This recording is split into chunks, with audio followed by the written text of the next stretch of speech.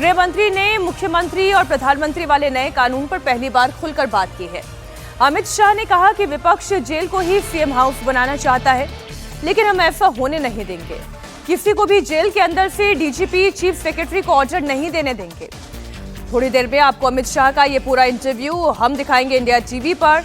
अमित शाह ने कहा कि हर हाल में नया बिल संसद में पास होगा। विपक्ष और कांग्रेस में कई ऐसे लोग हैं जो बिल के समर्थन में हैं।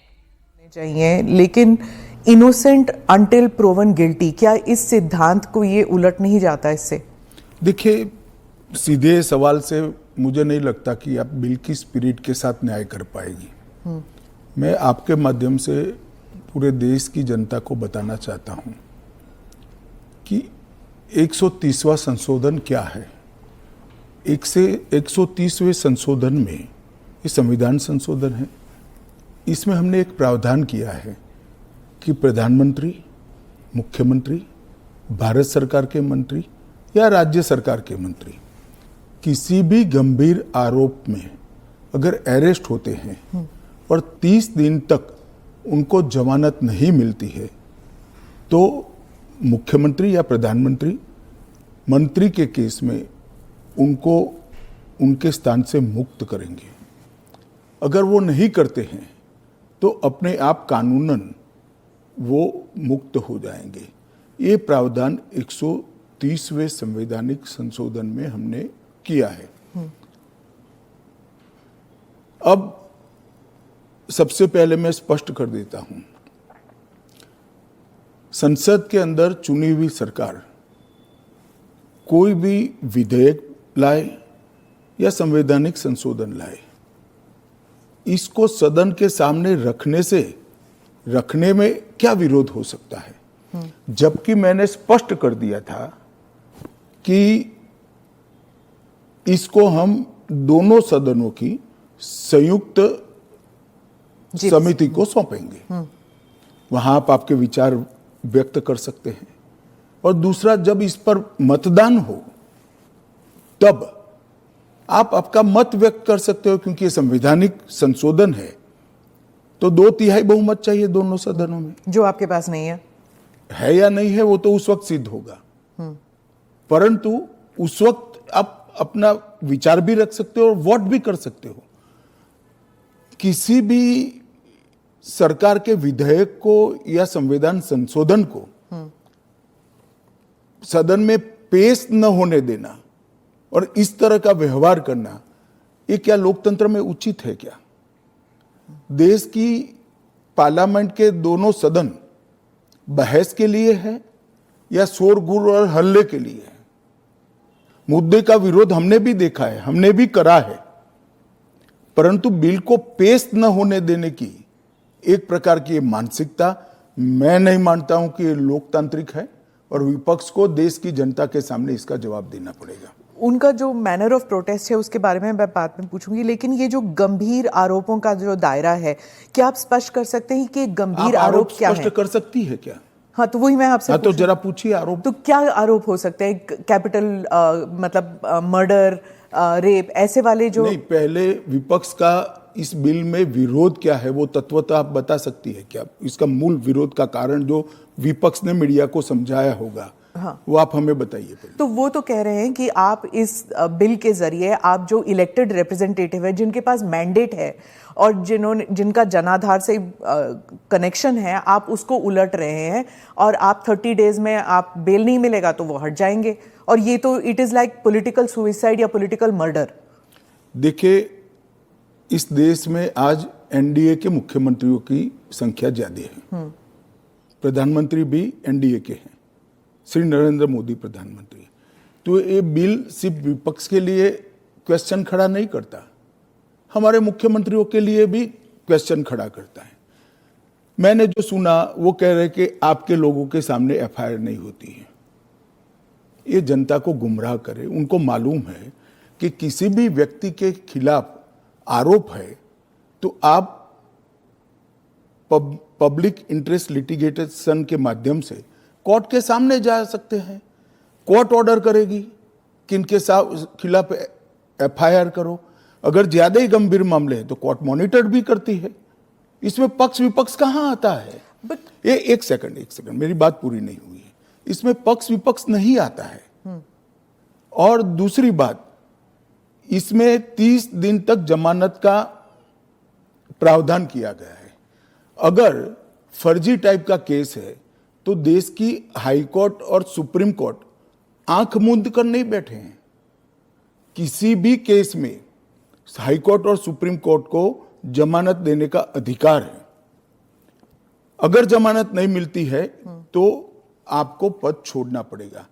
मैं एएनआई के माध्यम से देश की जनता को और पूरे विपक्ष को भी पूछना चाहता हूं, क्या कोई मुख्यमंत्री, कोई प्रधानमंत्री या कोई मंत्री जेल में रहकर सरकार चला सकता है क्या? इस देश के लोकतंत्र के लिए शोभा रूप है क्या? और अगर 30 दिन के बाद जमानत मिल जाती है तो वो फिर से शपथ ले सकते हैं। हम multi party parliamentary democratic system में है। जब आपके पास सदन में बहुमत होता है, एक मुख्यमंत्री को किसी भी कारणसर जेल में जाना पड़ा, 30 दिन तक जमानत नहीं हुई, तो अब वो पदमुक्त हो जाएंगे, परंतु उनका बहुमत तो बना रहेगा। जैसे ही मुक्त होंगे वो फिर से मुख्यमंत्री बन सकते हैं। ये जो गंभीर आरोप होते हैं इन लोगों के खिलाफ, वो उनको साबित करने के लिए या उनसे छुटकारा पाने के लिए इतना वक्त लग जाता है। आप जैसे जो डेमोक्रेसीज हैं, बाकी डेमोक्रेसीज हैं, वहाँ पे क्या होता है कि वो हट जाते हैं और फिर वापस आते हैं। यहाँ पे तो जेल में डाल देते हैं। देखिए, जेल में डालने का जो प्रावधान है वो एनडीए सरकार ने नहीं बनाया है, वो सालों से यहाँ चल रहा है। दूसरी बात कि ये जो आपने कहा कि गंभीर आरोप की व्याख्या क्या होगी, तो उसमें हमने व्याख्या कर दी है कि 5 साल से ज्यादा सजा का जहां प्रावधान है वहां पर उनको पद छोड़ना पड़ेगा। कोई छुटपुट आरोप के लिए पद नहीं छोड़ना है, मगर जिन पर करप्शन के आरोप है या 5 साल से ज्यादा सजा के आरोप है, ऐसे मंत्री, मुख्यमंत्री या प्रधानमंत्री जेल में बैठकर सरकार चलाए, ये कितना उचित है? पर दोष के ऊपर कैसे कर सकते हैं? पहले मैं आपको सिद्धि तो हो जाए ना। मैं आपको बताना चाहता हूं, आज भी भारत के जन प्रतिनिधित्व कानून जो है उसके अंदर प्रावधान है कि किसी भी चुने हुए प्रतिनिधि को 2 साल या इससे अधिक समय के लिए सजा होता है तो वो अपने स्थान से मुक्त हो जाएंगे सांसद के रूप में।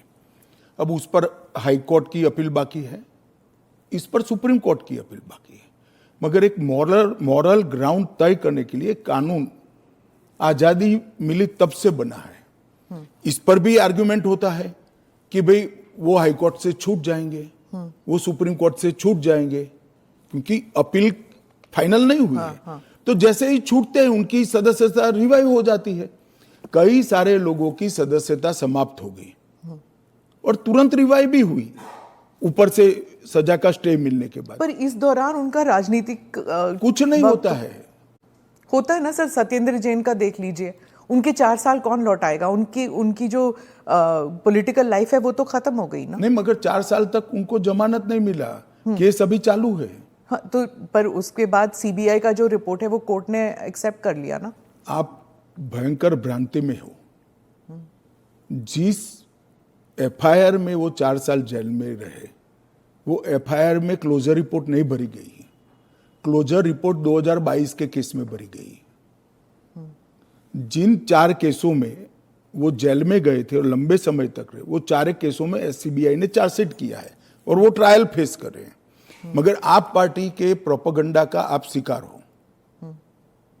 सत्येंद्र जैन जी को जिस केसों में लंबा समय जेल में रहना पड़ा, वो सारे के सारे केसों में चार्जशीट हुआ है और वो ट्रायल फेस कर रहे हैं।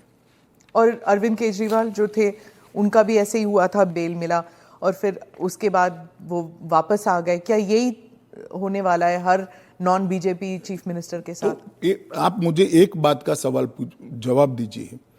नॉन बीजेपी बीजेपी छोड़ दीजिए, दोनों के लिए समान कानून है, परंतु किसी ने भी जेल से सरकार चलानी चाहिए क्या? आजादी से अब तक कई सारे नेता जेल में गए, कई सारे मुख्यमंत्री भी गए, मंत्री भी गए।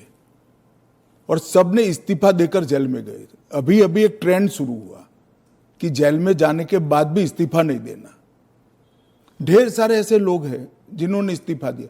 तमिलनाडु के कुछ मंत्रियों ने नहीं दिया, दिल्ली के मंत्री और मुख्यमंत्री ने नहीं दिया, और सरकार के सचिव, डीजीपी, मुख्य सचिव इनके पास आदेश लेने के लिए जेल में जाएंगे।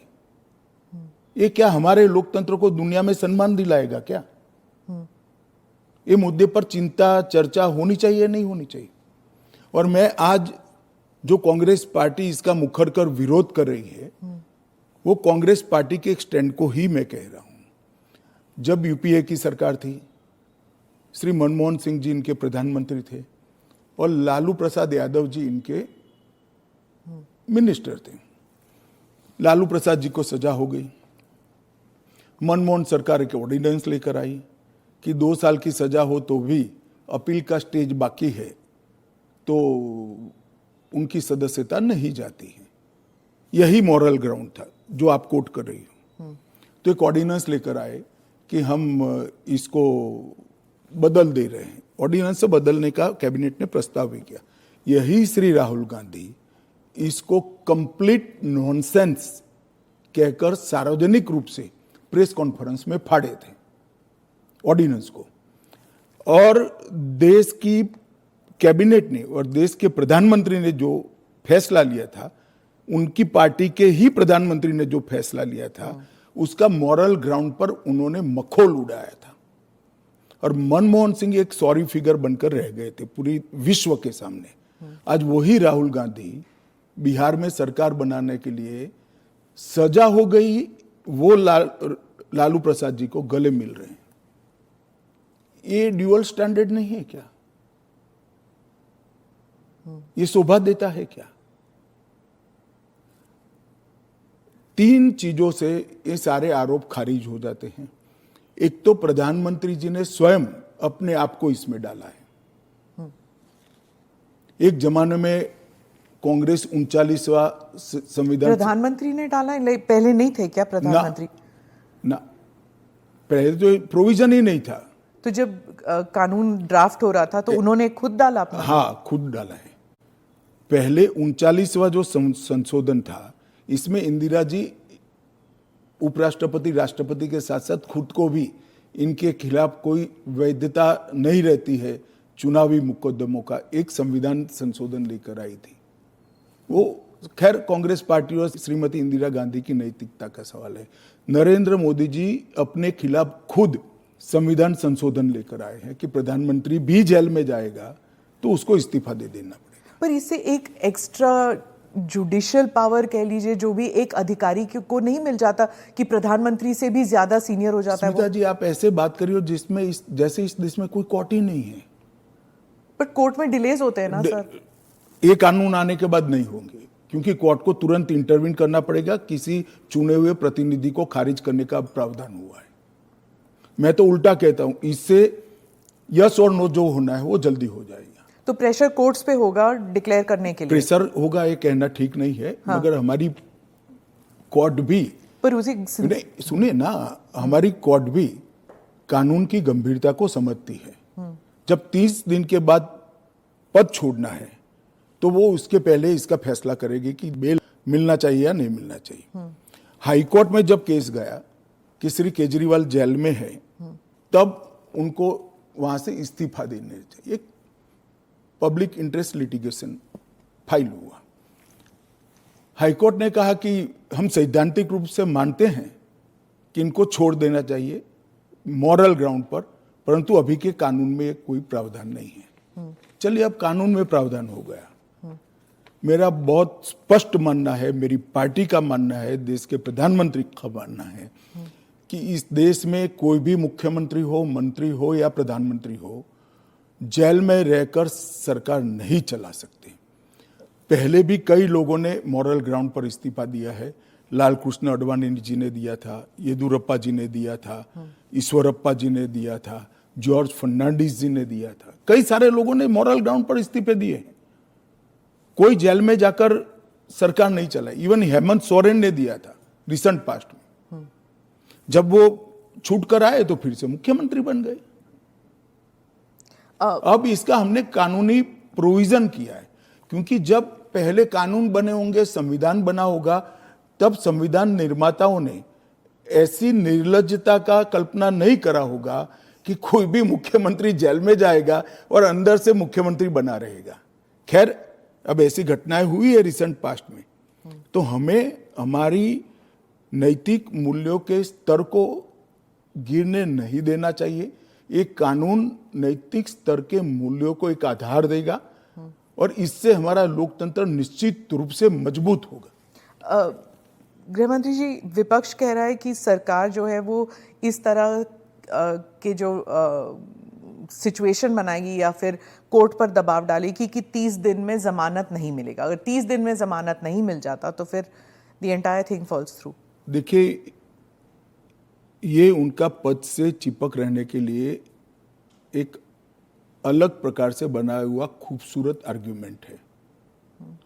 मैं मानता हूं हमारी कोर्ट्स संवेदनशील है और जब किसी का पद जाता है तो निश्चित रूप से कोर्ट समय मर्यादा में उनकी जमानत के फैसले करेंगे, जो भी होगा उसका। मैं विपक्ष के लिए नहीं लिखा, पक्ष विपक्ष जो भी होगा, इसकी जमानत के फैसले तुरंत ही करने की पद्धति भी डेवलप होगी, ऐसा मेरा स्पष्ट मानना है। वो तो कहते हैं कि पॉलिटिक्स ऑफ वेंडेटा होगा, क्योंकि जो इन्वेस्टिगेटिंग ऑफिसर है, जो पुलिसिंग है, वो सब सेंट्रल के कमांड में आ जाता है। पूरी चीज में से आपकी सरकार नहीं, है तो फिर पूरी चीज में से कोर्ट को बाहर ही रख रही हो।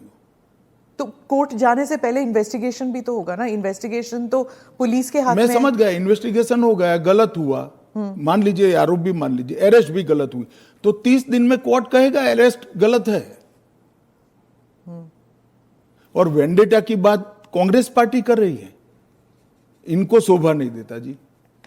पर ये फिर वही पॉलिटिक्स की बात हो गई ना, क्योंकि आप कह रहे हैं कि इतने सारे राज्य हैं जहां पर बीजेपी के चीफ मिनिस्टर्स हैं, लेकिन वो तो टारगेट में नहीं होंगे। वो तो कह रहे हैं कि जहां पर बीजेपी की सरकार नहीं है वहां के चीफ मिनिस्टर्स को आप टारगेट बनाएंगे, खासकर ये जो इंडिया अलायंस के जो चीफ मिनिस्टर्स हैं। देखिए, मैं अभी भी कहता हूं कि भारतीय जनता पार्टी और एनडीए शासित जो राज्य हैं वहाँ कोई भी करप्शन या हमारे मंत्री या मुख्यमंत्री के खिलाफ केस है, उनका आरोप मान लीजिए, मानने के लिए ये फर्जी आरोप है, मगर एक सेकंड के लिए मान लीजिए कि कानून का काम नहीं करेगा, तो कोई भी व्यक्ति कोर्ट के सामने जा सकता है और कह सकता है कि इनके सामने एफआईआर दर्ज करने का आदेश दीजिए। और जब उनकी सरकार थी और वो ऐसा करते थे, तब बहुत सारी जांच कोर्ट के आदेशों से शुरू हुई है। यूपीए 2 में कम से कम 12 केस में गिना सकता हूं जहां कोर्ट के ऑर्डर से सीबीआई की जांच हुई है और सारे लोग फंसे हैं। पर वो उस टाइम तो उनकी सरकार थी, अभी आपकी सरकार है। वो कह रहे हैं कि चाहे डीएमके हो या आम आदमी पार्टी हो, आप सबके नेताओं को आप जेल में डाल देंगे। ऐसे नहीं हो सकता है, ये संभव ही नहीं है, क्योंकि कोर्ट तुरंत इंटरवीन करेगी अगर इसके अंदर एफआईआर के अंदर या अरेस्ट के अंदर तत्व नहीं है तो अरविंद केजरीवाल का उदाहरण भी देते हैं कि इस प्रावधान के अनुसार अगर उन्हें जमानत 30 दिन के भीतर ना मिलती तो वो भी वहीं पे पड़े रहते, जेल में पड़े रहते, और उनको फिर वो चीफ मिनिस्टर पद से भी हटा दिया। जमानत उनको एक कानून आया ही नहीं था, फिर भी मिल गई थी। हाँ, मगर इतना जरूर होता, अगर ये कानून होता तो उनको इस्तीफा दे देना पड़ता। वो जो मैं मानता हूं कि देना चाहिए। बाहर निकलकर जब पब्लिक विरोध करने लगी तो उन्होंने दे भी दिया, मॉरल ग्राउंड पर ही दिया। अब कानूनन देना पड़ेगा, इतनी ही बात है। तो चुनाव फेस करने के पहले उन्होंने मॉरल ग्राउंड पर इस्तीफा देकर आतिशी जी को दिल्ली की मुख्यमंत्री, क्योंकि जैसे ही घूमने लगे पब्लिक ने सवाल करे। आपने कहा कि आप जीपीसी में भेजने वाले हैं, लेकिन ऑपोजिशन जो कह रहे हैं, जैसे टीएमसी जो फोर फ्रंट पे है ऑपोजिशन में, इसमें इस मामले में वो कह रहे हैं कि वो जेपीसी का हिस्सा बनेंगे ही नहीं, वो बॉयकॉट कर देंगे। फिर क्या होगा? नहीं, क्या होगा तो हम क्या कर सकते हैं? तो फिर वो कानून ले आएंगे फिर। तो उनको कौन ना बोल रहा है कि आप मत बनो? क्योंकि हम कह ही रहे हैं कि आप बनिए। आप अगर पार्लियामेंट चलाने के जो नियम बने हैं वो नियम को भी स्वीकार नहीं करोगे और आप कहोगे कि हमारी इच्छा है वही फाइनल हो, भले हम विपक्ष में हैं, ऐसा नहीं हो सकता। सरकार उनको मौका दे सकती है। अगर वो मौके का स्वीकार नहीं करते हैं तो हम क्या कर सकते हैं? हम तो रिसीविंग एंड पर हैं। क्योंकि वो रिसीविंग एंड पे हैं आप। निश्चित रूप से अगर जेपीसी बनाने का निर्णय होने के बाद भी वो जेपीसी का बहिष्कार करते हैं तो सरकार के पास विकल्प क्योंकि क्या वो कह रहे हैं कि आप सिर्फ उनका स्टैंप चाहते हैं, ये तो संविधान की हत्या है ये बिल। ऐसा नहीं है। जेपीसी में अनेक साक्ष्य बुलाए जाते हैं, सार्वजनिक जीवन के भी बुलाए जाएंगे। आप एप्लीकेशन करोगी तो आपको भी बुलाएंगे, आपका रिकॉर्ड होता है और वो सारे दलीलों का, साक्ष्यों के दलील का काट कर रिपोर्ट तैयार होता है और वो रिपोर्ट के आधार पर बिल को बदला जाता है। तो पूरी पार्लियामेंट की संवैधानिक प्रक्रिया को ही सिरे से खारिज कर दें। फिर तो आप ऐसे भी कह सकते हो कोई भी कानून हम पास नहीं होने देंगे, हम विरोध करेंगे। कि महत्वपूर्ण बिल है, सभी पार्टियों के सदस्यों की राय पार्टी से कंसल्ट कर एक कंसीडर्ड राय जेपीसी के सामने आनी चाहिए। और अगर जेपीसी नहीं आता, अगर वो बहिष्कार करते हैं, तब क्या होगा? तो कुछ नहीं होगा, जेपीसी अपना काम करेगी। तो कैसे काम करेगी? अगर बहिष्कार कर रहे हैं तो फिर तो पूरे ऑपोजिशन के बगैर तो मौजूदा लोग काम करेंगे। कल को आप अगर ऑपोजिशन अभी से लेकर 4 साल तक कोई काम में सहयोग नहीं होता है, देता है, तो देश नहीं चलेगा क्या? स्मिता जी, ऐसे नहीं चलता है। हम इतना ही कर सकते हैं कि उनको बोलने का मौका दे, उनको बात रखने का मौका दे। अगर वो अपनी बात रखना ही नहीं चाहते हैं, अगर बोलना ही नहीं चाहते हैं, तो देश की जनता भी तो देख रही है ना चीजों को। विपक्ष का यही कहना है कि आप हमेशा कह रहे हैं, इस बिल को लेकर कह रहे हैं कि जुडिशरी डिसाइड करेगा, जुडिशरी।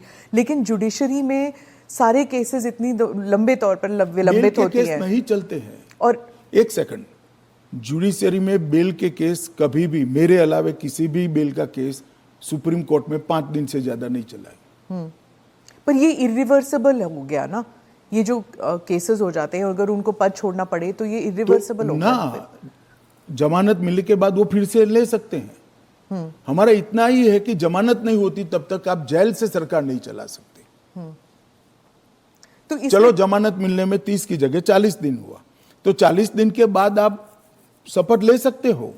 इसमें कोई जुडिशियल प्रोविजंस हैं क्या इस बिल में कि थोड़ा बहुत एटलीस्ट सुरक्षित महसूस करे? यही सबसे बड़ा सुरक्षित महसूस करने का कारण है कि 30 दिन के बाद अगर आप इस्तीफा देते हो, उसके बाद में आपको जमानत मिलती है, जब चार्जशीट हो जाए वगैरह वगैरह, और जमानत अगर मिलती है तो आप शपथ ले सकते हो।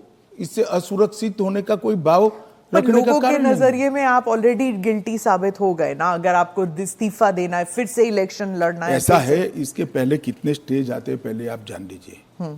सबसे पहले एफआईआर होती है और सीबीआई है तो पीई होती है, प्रिलिमिनरी इंक्वायरी होती है। एफआईआर होती है, एफआईआर पर आप स्टे ले सकते हो। उसके बाद में आपकी पूछताछ होती है, इस पर भी स्टे ले सकते हो।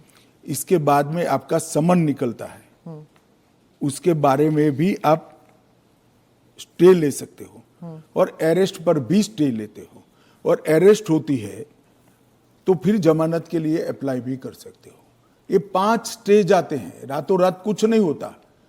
मगर करप्शन में अगर आकंठ आप डूबे हुए हैं तो फिर तो अरेस्ट भी होगी, जेल में भी जाना पड़ेगा, इस्तीफा भी देना पड़ेगा।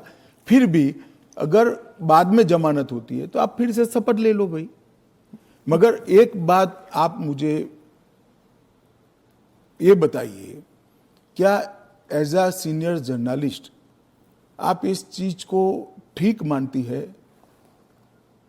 क्योंकि अभी तो नरेंद्र मोदी जी है तो ऐसा सवाल ही नहीं है, परंतु कभी भी देश का प्रधानमंत्री जेल में जाए तो जेल से देश का प्रधानमंत्री सरकार चलाए, वो ठीक मानती है क्या आप? देश का मुख्यमंत्री जेल में रहकर सरकार चलाए, वो ठीक मानते हैं क्या आप? क्या इस देश में ऐसी मान्यता है कि जो व्यक्ति पद पर बैठा है इसके अलावा देश चलेगा ही नहीं? भाई, आपके दल का बहुमत है, आपके दल का कोई अलग व्यक्ति आकर शासन चलाएगा। जब आपका बेल हो जाए आप जरूर चले जाइए वहां पर। मगर हमने कोई एक लेवल रखना है। फिर तो 2 साल के बाद सदस्यता भी क्यों जानी है? क्योंकि ऊपर अपील का अधिकार है, वो निर्दोष छूट सकते हैं। क्यों जानी चाहिए 2 साल? और वो कांग्रेस के समय में प्रावधान हुआ है कि अगर 2 साल से ज्यादा सेशन कोर्ट्स में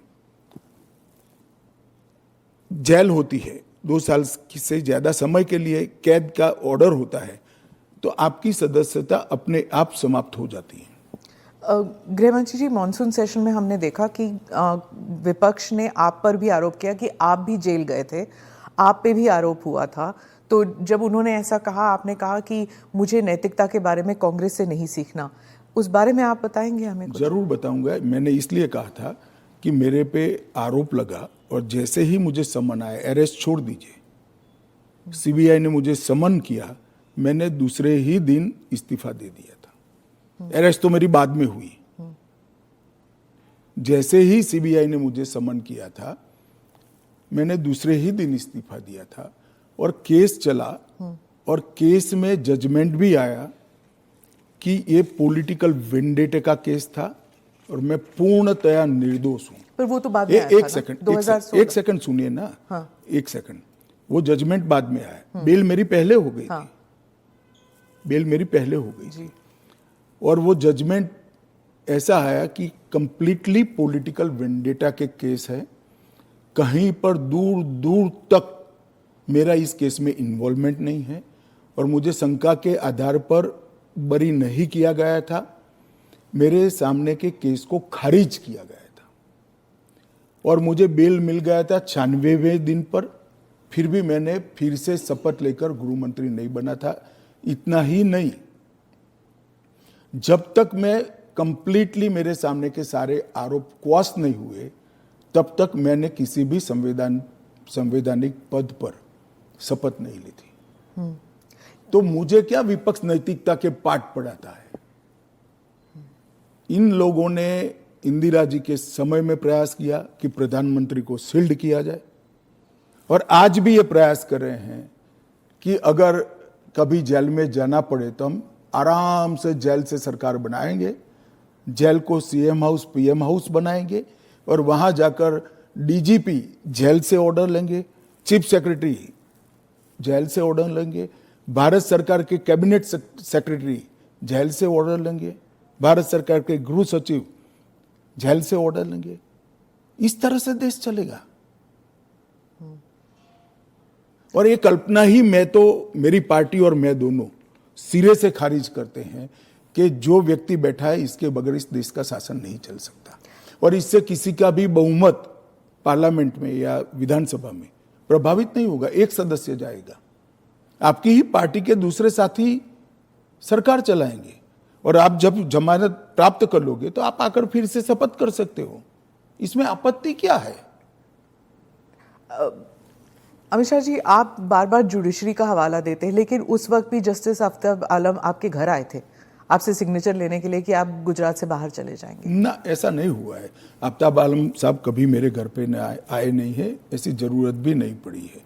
इन्होंने यहाँ रविवार के दिन स्पेशल कोर्ट बिठाकर मेरी बेल एप्लीकेशन को सुना और रिजेक्ट किया? ना, रिजेक्ट नहीं किया। इन्होंने कहा कि मुझे लगता है कि अमित शाह गृह मंत्री रहे, वो साक्ष्य को प्रभावित कर। तो मेरी जो वकील थी, इन्होंने कहा कि आपको अगर ये भय है तो जब तक बेल एप्लीकेशन डिसाइड नहीं होता हमारे क्लाइंट गुजरात के बाहर रहेंगे। वो मैंने स्टेटमेंट किया है। 2 साल आप बाहर रहे? हाँ, 2 साल में बाहर रहा, निश्चित रूप से बाहर रहा, क्योंकि 2 साल भारत के इतिहास में कभी भी किसी की बेल एप्लीकेशन 2 साल नहीं चली है। आलम साहब की कृपा से मेरी बेल एप्लीकेशन 2 साल चली। ज्यादा से ज्यादा बेल एप्लीकेशन 11 दिन तक चली है। आपने उस वक्त पहले भी जिक्र किया था अडवाणी जी के ऊपर कि उन्होंने भी इस्तीफा दिया था। जी, कहा था अडवाणी जी ने इस्तीफा दिया था। ढेर सारे हमारे कार्यकर्ता, मदन लाल खुराना वगैरह सारे, सभी ने दिया था कि जब तक, अरे अभी हेमंत सोरेन जी ने दिया था। ये तो एक नया संस्कृति आया अभी। विगत 2 साल पहले ऐसा केस ही नहीं था कोई। सभी लोगों पर आरोप लगते थे, सब लोग इस्तीफा दे देते थे, बरी होकर राजनीति शुरू करते थे। तमिलनाडु के कुछ मंत्रियों ने इस्तीफा नहीं दिया, दिल्ली के मंत्री और मुख्यमंत्री ने इस्तीफा नहीं, और अगर इस तरह से इस समाज जीवन का, नैतिकता का स्तर आप राजनीति का और समाज जीवन का नीचे ले जा रहे हैं, इससे हम सहमत नहीं हैं। और अगर मैं अब पूछता हूं, आप मुझे पूछ रही हैं, तो लालू जी के वो ऑर्डिनेंस फाड़ने का, लालू जी के बचाने के लिए जो ऑर्डिनेंस मनमोहन सिंह लाए थे, वो ऑर्डिनेंस को फाड़ने का राहुल गांधी का औचित्य क्या था? अगर उस दिन वो मोरालिटी थी तो आज नहीं है क्या? क्योंकि आप लगातार 3 चुनाव हार चुके हो। मोरालिटी के स्टैंडर्ड्स चुनाव के जय पराजय के साथ जुड़े नहीं है। मोरालिटी के स्टैंडर्ड सूर्य और चंद्र की तरह हमेशा अपनी जगह पे स्थिर रहने चाहिए। तो क्या आप कह रहे हैं कि राहुल गांधी कॉम्प्रोमाइज हो गए हैं आरजेडी के लिए? नहीं, मुझे कहने की कहाँ जरूरत है। उनके 2 चीजों को वो कैसे जस्टिफाई करेंगे? मैंने तो आज पूछ लिया, आप इनका इंटरव्यू कर पूछ लो उनको। तो आपके जो एनडीए के जो पार्टीज हैं, क्या वो सब सहमत है इस जी सर, बिल को लेकर? सब चंद्रबाबू नायडू, नीतीश कुमार, सब सहमत है। सब आप पर इस मॉनसून सेशन में वो इतने आगे तो नहीं आए आपको डिफेंड करने के लिए, आप अकेले नजर आए। नहीं, आगे आने का मौका ही नहीं आया, बहस ही नहीं होने दी। जब जेपीसी होगी, जब बहस होगी और फिर पार्लियामेंट में बहस होगी, तो सभी दल अपना अपना पक्ष रखेंगे। फिर आप पर पर्सनल अटैक हुआ, माइक हाथ में पकड़ा। देखिए, पार्लियामेंट किस तरह से चलनी चाहिए वो अकेला सत्ता पक्ष तय नहीं कर सकता। किसी भी बिल के लिए या संवैधानिक संशोधन के लिए स्वस्थ बहस का वातावरण अगर विपक्ष नहीं बनाता है, तो देश की जनता देख रही है कि पद्धति ठीक है क्या। इस बिल पर जब तय था कि बिल अभी पारित नहीं होना है, जेपीसी में जाना है, मैंने बीच में ही खड़े होकर इसकी घोषणा कर दी थी, तो विपक्ष इस बिल पर अपना विचार रख सकता था या नहीं रख सकता, मुझे जवाब देना पड़ता। फिर तो बिल जाता जेपीसी में, उस दिन पास नहीं होना था।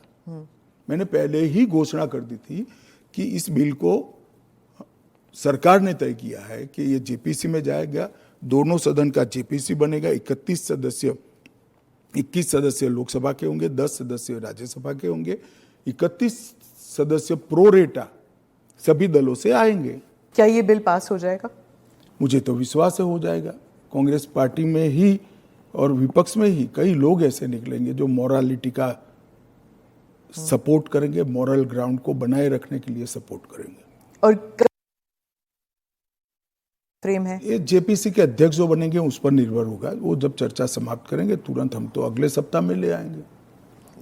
ऑपोजिशन कहती है कि जो पार्लियामेंट के अंदर सीआईएसएफ को लगाया गया है, इसकी वजह से लेजिटिमेट प्रोटेस्ट नहीं हो पा रहे और वो फोर्सिबली लोगों को बाहर किया जाता है जब प्रोटेस्ट करते हैं, तो वेल ऑफ द हाउस से। पहली एक बात की स्पष्टता आप समझ लीजिए, पार्लियामेंट के अंदर कोई भी फोर्स पार्लियामेंट की और गृह के अंदर सदन की सुरक्षा में वो स्पीकर के अधीन होती है। इसमें फोर्स का महत्व नहीं होता है। पहले भी दिल्ली पुलिस के जवान थे, अब सीआईएसएफ मार्शल्स थे ना पहले। तो वही मार्शल्स होते हैं, आज भी मार्शल्स ही है। वो जैसे ही संसद की सुरक्षा विंग में आते हैं, वो सीआईएसएफ या दिल्ली पुलिस के जवान नहीं रहते, वो मार्शल माने जाते हैं और वो स्पीकर के तहत होते हैं। मार्शल सदन के अंदर तभी प्रवेश करते हैं जब स्पीकर उनको ऑर्डर करे। एक बात, ये जो बदलाव हुआ है वो एक बड़ी दुर्घटना हुई थी। कुछ वामपंथी लोगों ने संसद के अंदर स्प्रे किया था, कलर स्प्रे किया था। उस वक्त लोकसभा स्पीकर ने एक कमेटी बनाई और वो कमेटी में गृह सचिव भी थे, लोकसभा के सेक्रेटरी जनरल थे, राज्यसभा के सेक्रेटरी जनरल थे और कई लोग थे। उन्होंने मिलकर ये तय किया कि किसी ने किसी एक सीएपीएफ में स्पेशल संसद की सुरक्षा के लिए ट्रेनिंग किया हुआ एक दस्ता बनाया जाए, जो दस्ता संसद सभ्यों की गरिमा, पार्लियामेंट्री प्रोसीडिंग की गरिमा और संसद की सुरक्षा तीनों का समायोजन कर काम कर पाए। और तब यह तय हुआ कि सीआईएसएफ के अंदर पार्लियामेंट की सुरक्षा के लिए एक स्पेशल दस्ता बनाया जाएगा, जो पहले दिल्ली पुलिस के लोग मार्शल के रूप में आते थे, उसी तरह से मार्शल के रूप में सभापति और स्पीकर के अंतर्गत काम करेंगे। पर ये एक सेकंड, वो संसद की बाहरी सुरक्षा को भी सुनिश्चित करते हैं और आंतरिक मार्शल का काम भी वो करते हैं, क्योंकि संसद के अंदर हथियार ले जाने की अनुमति किसी भी सुरक्षा कर्मी को नहीं है। पर ये पैरामिलिट्री हो जाता है ना ट्रेनिंग उनकी। दिल्ली पुलिस क्या होता है, वो भी पुलिस होता है, वो भी मेरे ही अंडर आता है। इनको बहाना चाहिए और वो एक प्रकार की भ्रांति जनता में खड़ी करना चाहते हैं, मगर वो निश्चित रूप से सफल नहीं होंगे, क्योंकि जनता से सीधा इंटरेक्शन उनसे कई गुना ज्यादा हमारा है। हम जनता से बात करते हैं, ऐसे ही आकर यहां नहीं बैठ गए हैं। मगर 3 चुनाव हारने के बाद मुझे लगता है फ्रस्ट्रेशन का जो लेवल है, वो सामान्य विचार विवेक जो होता है वो गवा बैठा है। पर वो राहुल गांधी कहते हैं कि लोगों के बीच तो वो जाते हैं, ट्रक ड्राइवर के बीच जाते हैं, खेतों में वो चाह रहे हैं, आप लोग तो नहीं जाते हैं। ऐसा है कि मैनेज कर कार्यक्रम करना और जनसंपर्क करना, दोनों के बीच में बड़ा फर्क है। जब बिल्स की बात हो रही है और पारदर्शिता की बात हो रही है, तो मैं वाइस प्रेसिडेंट इलेक्शन पर आऊंगी, पर उससे पहले पूछूंगी कि धनखड़ साहब के साथ क्या हुआ था। उन्होंने आपने प्रेशर डाला था उन पर रेजिग्नेशन के लिए? नहीं, मुझे लगता है ANI ने रिसर्च विंग बंद कर दिया है। धनखड़ साहब का इस्तीफे का पत्र स्वयं स्पष्ट है। इन्होंने अपने आरोग्य का हवाला देते हुए इस्तीफा दिया है, स्वास्थ्य का हवाला देते हुए, और उन्होंने सरकार के मंत्री, प्रधानमंत्री और सभी सदस्यों का हृदय से उनके अच्छे कार्यकाल के लिए धन्यवाद किया है। पर विपक्ष और सभी पूछ रहे, मीडिया भी पूछ रही है कि वो है कहाँ, हाउस अरेस्ट पे है कि क्या? ऐसा है कि सच और झूठ की व्याख्या आपने शायद विपक्ष क्या कहता है इसको बना ली। पर काफी सारे बैकग्राउंड इंफॉर्मेशन तो बाहर निकल रहा था ना कि वो कुछ ट्राई कर रहे थे। ये भी बात निकल रही है कि शायद कू कर रहे थे। कौन? धनखड़ जी। नहीं, ऐसी कोई बात नहीं है जी। इसमें बात का बतंकड़ नहीं बनाना चाहिए। धनखड़ जी संवैधानिक पद पर बैठे, अपने कार्यकाल में उन्होंने संविधान के हिसाब से अच्छा काम किया जी। इनकी निजी स्वास्थ्य की समस्या के कारण इन्होंने इस्तीफा दिया है। हाँ। इसको ज्यादा खींच कर कुछ ढूंढने का प्रयास नहीं करना चाहिए। देखिए, देश में बहुत सारी पॉजिटिव स्टोरीज हैं, हमेशा इस तरह की स्टोरी के पीछे नहीं लगना चाहिए। जो एनडीए के जो वाइस प्रेसिडेंट कैंडिडेट है, कहा जाता है कि आपने उन्हें इसलिए पिक किया क्योंकि बीजेपी जो है अब तमिलनाडु में अपना खाता खोलना चाहती है, इसलिए? नहीं, ऐसा नहीं है। हम पहले भी तमिलनाडु में साथियों के साथ चुनाव लड़े हैं, हमारी यहाँ बहुत सारी सीटें भी आई है, ऐसा नहीं है। कहीं से भी पिक करोगे तो ऐसे कारण बनाकर पूछा जाएगा। उपराष्ट्रपति का प्रत्याशी दक्षिण से आना इसलिए स्वाभाविक है क्योंकि पूर्व से राष्ट्रपति थी, पश्चिम और उत्तर से प्रधानमंत्री जी थे, तो दक्षिण से आना बड़ा स्वाभाविक है। अब आए हैं, इसको इस दृष्टि से नहीं देखना चाहिए। श्री राधाकृष्णन जिनका बहुत लंबा राजनीतिक जीवन रहा है, वो 2 बार संसद के सदस्य रहे, हमारी पार्टी के अध्यक्ष रहे, झारखंड के गवर्नर रहे, तेलंगाना के गवर्नर रहे, पांडिचेरी के गवर्नर रहे, मुंबई के गवर्नर रहे, और सार्वजनिक जीवन में एक साफ सुथरा उनका जीवन है और एक बेहद मैच्योर राजनीतिज्ञ है। तो कई सारे एक्सपर्ट्स कह रहे हैं कि उनका चुनाव ये भी है कि वो आरएसएस के साथ उनका कनेक्शन है, इसीलिए ये तो ढेर सारे लोग, प्रधानमंत्री जी स्वयं का आरएसएस के साथ कनेक्शन है। धनखड़ जी का नहीं। अरे सुनिए ना, मेरा भी है। तो हम लोगों का चयन देश ने इसलिए किया है कि हम आरएसएस से, आरएसएस के साथ कनेक्शन होना कोई माइनस पॉइंट है क्या? आप बताइए। जरा भी नहीं है। अटल बिहारी वाजपेयी जी भी आरएसएस से कनेक्टेड थे, श्री अडवाणी जी भी आरएसएस से कनेक्टेड थे, मोदी जी भी है, मैं भी हूं, राधाकृष्णन जी भी है।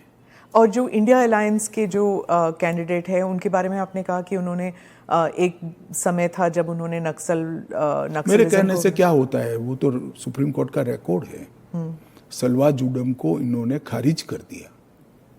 आदिवासियों का आत्मरक्षा का जो अधिकार था उसको उन्होंने समाप्त कर दिया। इसके कारण इस देश में नक्सलवाद 2 दशक ज्यादा चला है। उस वक्त नक्सलवाद अंतिम सांसें गिन रहा था, क्योंकि जो आदिवासी थे, जो बच्चों को पढ़ाना चाहते थे, जिनके यहाँ रोड नहीं पहुंचता था, इससे परेशान थे, जिनके यहाँ स्वास्थ्य सेवाएं नहीं थी, वो परेशान थे। उन्होंने खुद की रक्षा के लिए सलवा जुडम बनाया था। इसको सुप्रीम कोर्ट ने खारिज कर दिया।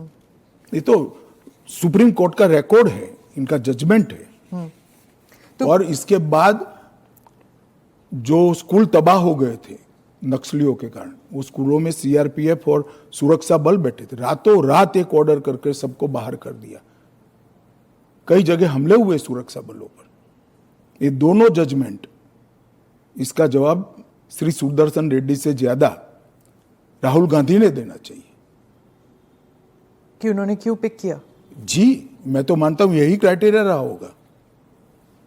नक्सल को सपोर्ट करने के लिए नहीं, वामपंथी विचारधारा, और ये जजमेंट से निश्चित रूप से नक्सल प्रोटेक्ट हुए हैं। तो क्या वाइस प्रेसिडेंट इलेक्शन भी अब it will be polarising factor? Polarisation क्या है? जब आप इतना बड़ा आरोप लगा रहे हैं कि और पोलराइजेशन अगर होगा भी तो किस मुद्दे पर होगा? देश की सुरक्षा के मुद्दे पर होगा। मैं मानता हूं देश की सुरक्षा पर सांसदों ने विचार करना चाहिए या नहीं करना चाहिए। ANI के साथ बात करने के लिए धन्यवाद। आपका धन्यवाद। तो यहां पर आपने सुना, ये इंटरव्यू था गृह मंत्री अमित शाह का, जिसमें उन्होंने साफ कहा है कि जो नया बिल आया है वो हर हाल में पास होगा रहेगा, जिसके तहत 130वें संविधान संशोधन बिल को पास कराया जाएगा। और इसके मद्देनजर जिसमें PM और CM सभी आते हैं। और साथ ही उन्होंने कहा है कि जेल से सरकार चलाने की इजाजत नहीं दी जा सकती है। जेल से कोई भी DGP और सेक्रेटरी को ये ऑर्डर्स नहीं पास करता कि किस तरह से राज्य चलाया जाए। और साथ ही साथ उन्होंने कहा कि कांग्रेस के या विपक्ष के कई ऐसे भी नेता हैं और सांसद हैं जो इस बिल का समर्थन कर रहे हैं, इसलिए हर हाल में यह बिल पास होकर रहेगा।